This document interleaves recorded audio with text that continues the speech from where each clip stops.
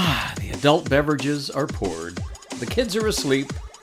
Welcome to New Dad Gaming. It's a show about fatherhood, gaming, and new fathers figuring out their gaming lives.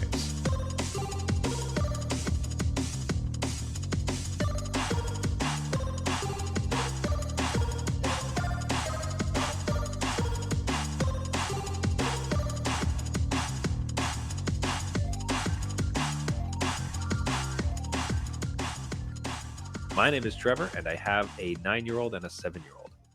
And I'm Jeff. I have a 14-year-old, an 11-year-old, and my 14-year-old is actually gaming in the next room. There we go. Yeah. Well, mine too. I'm taking a bit of a risk here because we are late recording. This week has been terrible. Like we were between the two of us, we had like a couple busy nights. We had a couple pass outs. Yeah. I'm currently sick as hell. Like I feel awful. And I was up on a ladder hanging lights on the house because this is the only weekend. We're up in Canada. We're in November. Christmas season's upon us, but today was like positive. Like at 11 degrees. I wish I had the Fahrenheit. Hold on. Let me Google this real quick. 11. Yeah. There's only a small window where it is warm enough, and then you get those winter winds, and you're like, why did I put this off? Yeah. And then you're up on the top of a ladder. So today was like 52, roughly, Fahrenheit. Okay. 11 to 12 degrees Celsius. So it was nice. And it's like, okay, if I don't get these lights up now, like next weekend is going to be horrific. Like guaranteed blizzard. You just like that's just the law of nature. So it's like, fine, got to get up. So kids are stomping around, playing soccer on the ladder at the basement, at the base of it. I was sick as hell, but I was up on this ladder. I'm like, this is going to pay off. So I feel like hell right now, Jeff. I feel terrible. Hey. It's just like glad to have you here, though, Trevor. I mean, yeah. And it's just, man, that's parenthood. It's just, it is. You're just going to wake up some days and feel like absolute garbage, and it's not going to matter. You just got to push forward. All right. The family keeps going. You have to keep chugging along. Kids don't care. Kids don't give don't give a rip about it. You do not. But still, we progress. And besides our own sack of woes, we got some sacks of good news. And what that was is we heard from a gaming dad, listener of the show, and they pulled the ultimate Christmas move. Christmas is upon us, folks. We're about like a month or so away. And they went ahead and purchased a PS5 for their kid. So Christmas upon us, like it's going to be the momentous, amazing morning. How fantastic. Immediately, just like warms your heart as a gaming dad. Yeah. Right? I hope they have the video of that ripping open the paper to see it. Right. Now, reminder, do plug it in and update everything. Including controllers, like everything. Like gaming dad tip, all the games, the system itself, controllers, as Jeff said, I had no idea you had to update controllers. Apparently you do. Yeah. So get that, open it up and get that done, because no one wants to have a 4-hour update Christmas morning. No. But they pulled it off. Congrats to this gaming dad, but they did reach out to him and they asked, hey, I've now gotten this PS5 for my kid, and let's put him in the 10 to 15 range. Just to kind of give it, I'm trying not to call it the gaming dad, just in case them and their kid are listening. Yeah. You're more on the PS5 side. And the question comes up, it's like, what games would be good for, not necessarily it's a kid, but it's also like, you're not going to go for like the grotesque violence necessarily. No. So for a kid of about that range, 10 to 15, like what PS5 games? I almost feel like we should do this every week leading up to Christmas. Like next week will be the Xbox. Next week will be Switch perhaps. Yeah.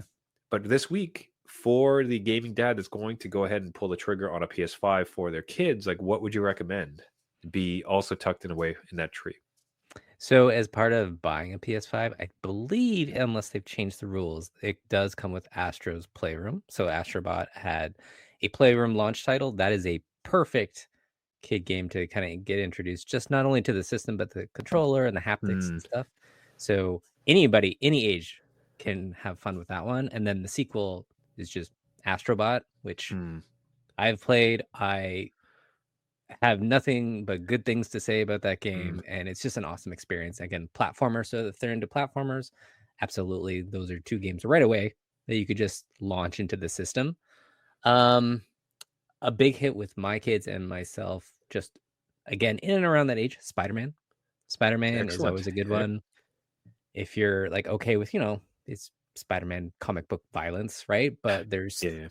3 of them that you can kind of get the old one with the, the new PS5 glitz and glamour with it, Mhm. along with 2 in Miles Morales. So you could have it like tons of hours there, just being your comic book hero and zipping around, you know, Mhm. New York. But if you wanted something together, honestly, there's some multi-platform games that just shine on the PS5. Oh yeah, which ones? Rocket League is a good one. Sackboy, again, is an exclusive, but that has multiplayer. It Takes Two runs phenomenally well on the PS5. PS4, Huh. I had issues with it, but Now, did your kids get into that one though? Because my it seemed a little. I saw that one and I was close to recommending it, but it seemed a bit adult and it seemed a bit not like it's not too challenging. It just seemed like it would have challenges and an aesthetic that was more appealing to an adult as opposed to a kid. I think so. My then 10-year-old that played it, it is like the skill level of the gamer. So I tried to play it with my Mm. wife, did not work, because Love you, honey, but couldn't quite hack it. there's a lot of dexterity things that have to happen in the game, and it can be quite like, again, it's a tag team thing, but there's timing involved in a lot of those puzzles. Yep. So if you don't know where the buttons are, that could be a little bit frustrating. So depending on the skill level of the gamer, that's a good one to pick up. But if they're a little bit lax, then maybe something, again, even like Horizon, but the Lego version that just came out, that could be a cool one That to get looked very into. cool. And then maybe the teen part of that, you could do Horizon Remastered or even Horizon Forbidden West, like the sequel of it. Those are kind of cool ones to really experience, like, again, the beauty of what the PS5 can present to you. Because I think you really kind of want to show off the system and then get into the games that you love, which any of the sports games. So if they're into any of the hockey games, I know you've talked about NHL. If they're into that, by all means, right? Like this Ratchet and Clank is a good one. That's a good one to get into. So there's plenty of choice, and all probably on discounts depending on if they got the disc version. Yeah, so I think what I liked about Ratchet and Clank specifically, so I like all those examples. I think Astrobot's a no-brainer because it was built basically as a tech demo, but it's a fully fleshed out game. Yeah, so great. it does two things in that you get to experience the absolute power of your new system, and the kids are going to love it. Super, and even it's not too. I didn't see. To be clear, I didn't play it, but all the reviews that I watched through it wasn't too silly for a parent. Like it was just good, legitimate fun. Yeah, but I think that's a great title. Sackboy looks fantastic. Ratchet and Clank, the reason I like that was another. It's a great game, like good depth, like good humor, but like it's another showpiece for the capability of the system. It's one of those very few games that you cannot play on your PS4. You couldn't possibly bring it down. It's like there's no way, not just graphic fidelity, but just the way it traverses levels and such is like the old hardware could not handle this. No, it actually is like super fun and super, like, when you flip in and out of worlds and like just realize how quickly things can load. Yeah. You're like, yeah, this is great. Why can't every game do this? So yeah, that's a good one to play. It plays like a cartoon too, so like full movie. Yeah. So excellent suggestions. I think that's going to be fantastic. Man, it's such a cool move. I absolutely love when I'm excited for them. This is great. Yeah. You just want to hear about it. So yeah, that's awesome. Congratulations. Record the video because that video of the kids ripping open this new system on Christmas never gets old. I love it. Hey, gaming dads out there, do you have recommendations for a great kid title, anywhere from call it like 8 to 15 for any of the systems? We're going to be featuring some of the other systems in upcoming games, but we'd love to hear from any of them. Do you yourself have a big console purchase planned for upcoming Christmas? Write in, let us know at New Dad Gaming, newdadgaming.com. And we're actually on Blue Sky now as well.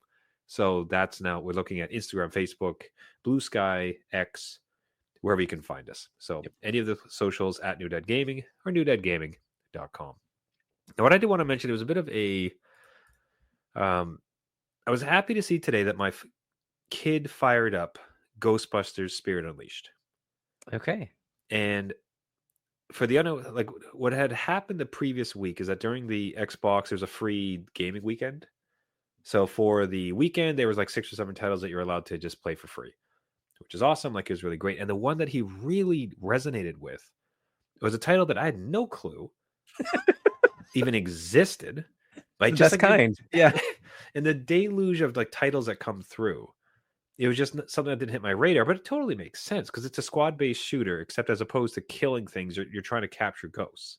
Right. So imagine you and 3 others team up, go into a building, and try to capture a ghost.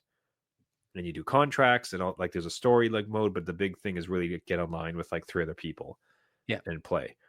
Now, so he absolutely adored it, and Wow.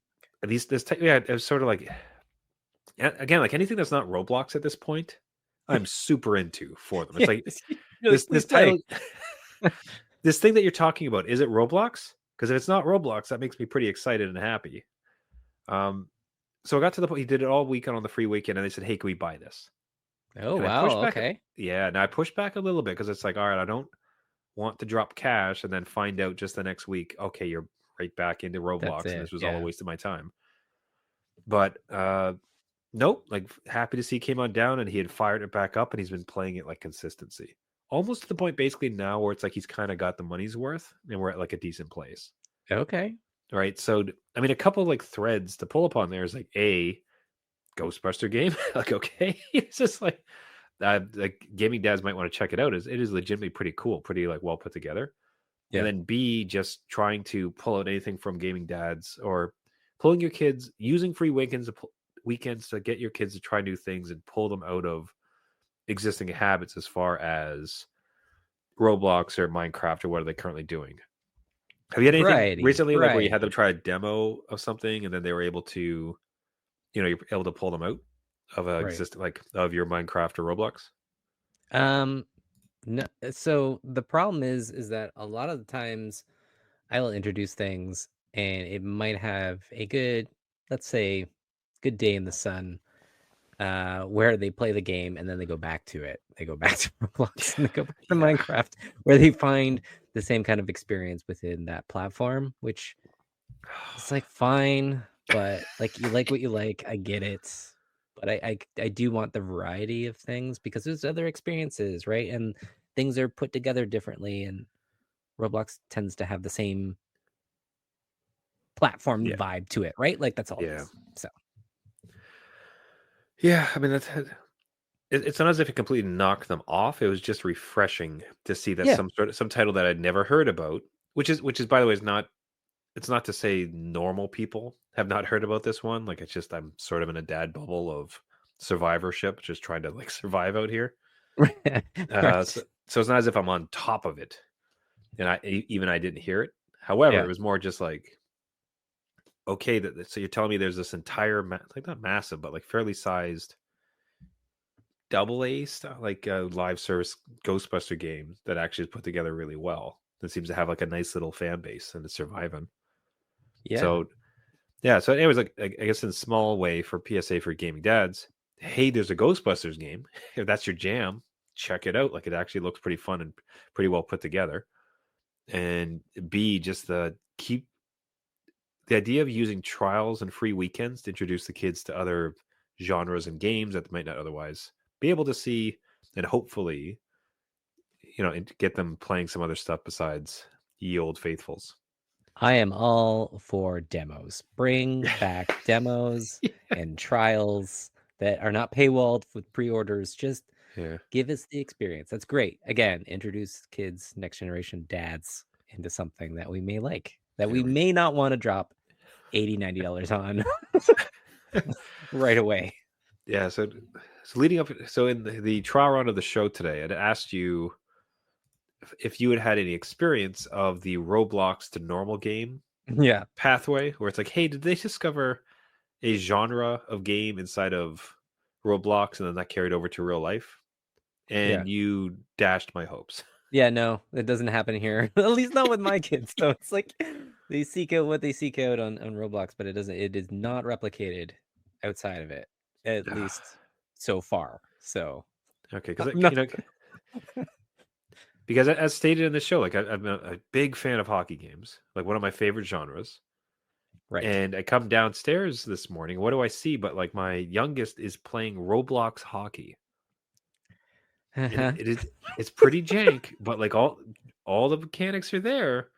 And it's Yeah, kind of like I was like leading into it. It's like, hey, we could play this together, like the actual hockey game. Like because I love it. Like I'll play this anytime you want. yeah, And he's like, well, I'm not him didn't haw a little bit. But right. there's just this like beacon of hope where it's like, oh man, like I could get my kids to play an actual hockey game with me because perhaps they got introduced to it through Roblox, and it's going to lead to now games outside of Roblox. Yeah. Oh, the potential. But you said no, that's not No, happened. it doesn't really happen too often, or at all here. And again, I don't want to be the party pooper, but I definitely think that like I'm trying to relate to them and like what is the pull.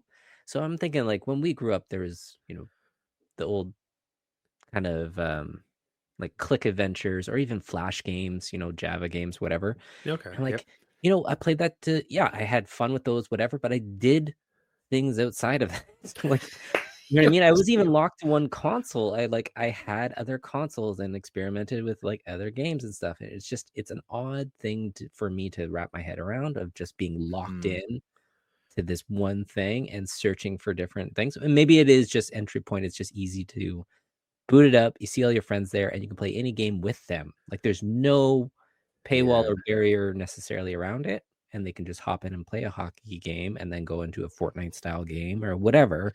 Yeah. And then like a Monster World one. Yeah. That Yeah. I don't know.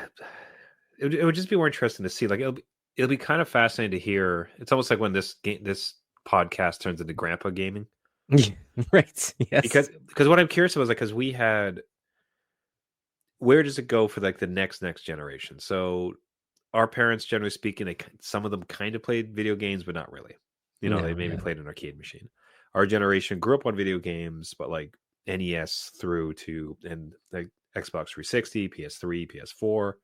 Yeah. Now we have this whole new world of consoles and PC gaming, but we also have all of these mobile experiences or like minute experiences or live services like a Roblox. Right. So the next generation, our grandkids, will their parents like lament? It's like, oh well, we used to play Roblox and like a much different way, and it's much more pure because we could just do whatever we want. To Yeah. basically to see how they, upon reflection, from a mature standpoint, like look upon their time within this like genre inside of these like type of games. Yeah, it'll be interesting to see where it goes. I'm also wondering if VR plays the next part in maybe that catches on at some point or augmented reality more so. And the kids of the next generation can look back on their parents and be like, you played 2D games? Like on a flat screen like this. Yeah, like this is Where's what you did. I'm playing Roblox in VR. they certainly are like it, unfortunately for VR, like now that I'm getting back into it, one of the biggest complaints you hear ultimately about some of the best titles, like Gorilla Tag, for instance. If you're Yeah, familiar with the Quest 3 or any of those VR sets, the first thing you eventually hear about Gorilla Tag, which is one of the biggest titles that exist, free to play, yep, yep. and looks terrible.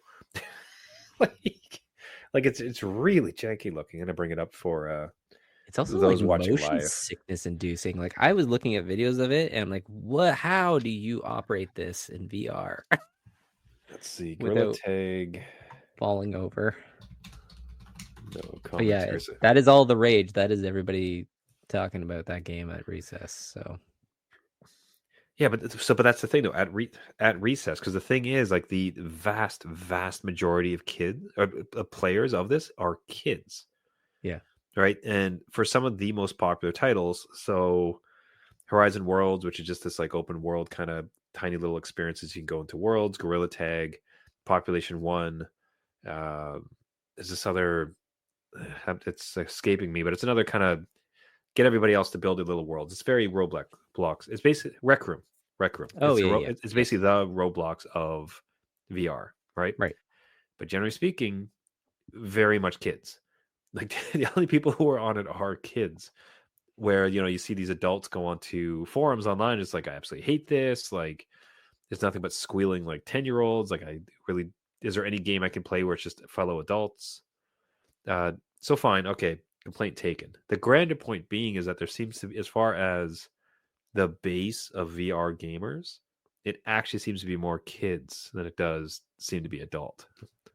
Which is interesting again, if that generation or wherever those kids kind of are, bring that forward, and they're actually, the pioneers of VR gaming as the norm, as the base, Hmm. because it's very much a niche still, right? Like it's a nice to have. I don't think they can properly sell VR. Just you need to try it to understand Yeah. it, and then figure out the multiplayer around it. I think a lot of the games just do a little 2-hour experience, but they don't really crack open what it could do. But Hmm. yeah, it'd be fun if they bring that forward. And then, on New Grandpa Gaming, we have VR headsets, and we're doing this with our kids and grandkids in VR. But it might be too late for some, because the one challenge with you mentioned at the top of the show that your wife wasn't able to really grok it with the It Takes Two, like just Yeah. like wasn't able to. That's a almost like a skill gap. Like you're gonna have a ceiling how good you can get, but you can be competent at games eventually, right? Yeah. With VR, especially with adults, like there is a very significant number of people who get terrible motion sickness. Yeah, And, that's and true. I'd have to think it's more prevalent in adults than it is for kids. So as Yeah. far as a genre that's going to take off, like it's almost like you need this next wave of kids to train themselves Yeah. to become adept at VR and get their VR legs before before anything could really transpire. Because right now there's like some half that just will never be able to do it. Yeah. Again, maybe I'm just even thinking about going on like roller coasters again, where you're like, I used to be able to do this, and now my stomach can't take that. So swinging Ooh, around in a tree in VR might be a bit of the same experience. the bird's too far. Yep. Now, one last thing where it seems like you decided to kind of dip into young man gaming, which is to say, Yeah. going Yeah. into a game that has way too much content for any sort of dad to possibly conquer. You find yourself dipping back into Baldur's Gate 3 Yeah. this week. I don't know what I'm doing, Trevor. I just Who are you trying to kid? What I is mean, what is this nonsense? right? And I think we've talked about it on the show on how, there's main quests and side quests, and it gets overwhelming, and there's lore, and you have to Yeah, follow everything, and there's decision tree rules. yeah, why not? So why not just encapsulate, like compress that, roll it into a ball, and then call it Baldur's Gate 3. And you're like, Jeff, what are you doing? And I'm like, I have no idea. Again, I bought this game probably months and months ago on sale, and I cracked it open like immediately just to try it out, and then haven't played it since. It's just like, again, gaming dad time. Yeah. Where does time go? And got back into it recently, and I will say it is overwhelming. I'm not going to sugarcoat that. There's lots going on, lots of rules to learn, but I will say the experience is amazing. It's Hmm. if you want to ever create a custom character with a backstory and plot levels and like really in depth, but also can be as shallow as you want it to be. Hmm. This is that game. That's so And cool. you can pause it at any time, you can drop it at any time. Like it is good that way. Everything is, turn based and stuff. So you don't have to worry about leaving it on or being in the middle of a battle and the kids are calling or you have to run to the grocery store or whatever. Totally pausable, totally doable. I can even play it on my Steam Deck, right? Like I love streaming to it. Oh, cool. It just is a lot. Yeah. If you So it just feels like it could be Witcher-esque. Well, actually, that's probably even better as a question. Like, do you think it could be, if it really captured you, yeah, could it be a game that's like, okay, this will just be the thing that I play now for the next like 10 years? it very well could be, right? Like it's just like one of those things like, yeah, I'll just chip away at it and eventually I'll come to the end game at some point. But it might take Theoretically. me a long time. Oh, that's so good. Ah. Yeah. I look at this, but for me, it just again feels like a retirement game because It I'd very like well to could do this. be me in retirement finishing Yeah, this game. So, finally getting around to it. yeah. But when you have those moments where it's like, okay, the kids are a bit older and they're like moved on, you're not working, so you just have these like 8 hour stints that you can really sink yourself into. Like you can have a weekend where you just really get your player going and like immerse yourself in this lore Yeah. and enjoy the game as the way it's supposed to be. But it's just right now, I don't know. Just I'm It, gonna be like, if you can keep up with the journey, I don't. Are you gonna keep? I'm curious to see if you're gonna keep with it. If you're actually gonna beat it. Like where exactly this journey is going to take you now that you've re-engaged. I will definitely keep you updated because yeah, I just did a one battle last night, took 35 minutes where I died at the end of it. So again, one character of 4 died, and I'm wondering 35. It's like, Daryl, come to bed. No, the realm It- needs saving. Damn it. and really it's funny because like I take full responsibility for that fight because again, it was a decision tree. I chose the wrong decisions. I failed the the dice roll check. Yeah. And I just took it in stride and said, all right, like this is the story I'm going to make. And then 35 minutes later, I'm like, oh, my character died. So how do I resurrect them? Can you resurrect them? I don't know. Is my game just over now? You're like, is that my experience? And I beat it, like quotation marks. I'm not sure. So I did it. I won. kind of. Oh man. Yeah. So that's it's a lot. Yeah. The child, like this title, and every year until we retire, which is anywhere from, like call it like 20 years, 10 to 20 years, is like the number of games that will fill up that time. Yeah. And we're just gonna have this like that's gonna be, we're not gonna have retirement savings. We're gonna just have retirement games, like a whole bank of things that we'll finally get to. It'll be like allows it. the whole thing will be switched up where, we're like, oh, you're playing Roblox against kids, but our kids will be like, oh, you're playing Baldur's Gate still? Like, what are you doing, Dad? I beat that in a week. What's your problem? Like, shut up, kid. You and your lack of responsibilities. Exactly. Hey, keep us posted. That seems absolutely fantastic. I will. All right, everybody. That'll do it there for this week. Going to be a little shorter given how lousy I'm feeling. Your Jeff's feeling health bar is fantastic. depleting as we go on. Yeah. So I'm going to start really failing my health checks very shortly. That's right. My dice rolls get worse and worse as we proceed. So we're going to take a merciful short episode. But hey, everybody, thank you so much for listening. From the top of the show, again, like one of the greatest parts about this podcast is interacting with the gaming dads. Like, thanks so much this week for the story from the gaming dad who told us they got their kid a PS5 for Christmas. Absolutely love to hear this stuff. So do reach out. Like, reach out to us. We'd love to hear from you. So you can find us at New Dad Gaming, and that's on Instagram, Twitter, X, Blue Sky, anywhere where Facebook, anywhere you can find us. Go ahead and like follow us, give us a message. Love to hear from you, or write into us from our website, newdadgaming.com. If you did like the show, you can find us on all the major podcasting networks. So Caster, Spotify, iTunes, Google Play, anywhere where you get your podcasts, just look for New Dad Gaming. 2 things you can do that really helps out the show is if you like and subscribe on those platforms, and especially if you leave a comment and a rating, helps boost the signal, gets us out to as many gaming dads as possible. Everyone, thank you so much for listening. Until next week, my name's Trevor, and I have a 9-year-old and a 7-year-old. And I'm Jeff. I have a 14-year-old and 11-year-old, and I rolled a 5, so that means the check has failed. Trevor is going to bed.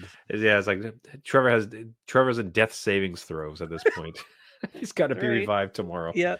All right, man. Thanks so much for the show. Let's talk to you next week. See you later.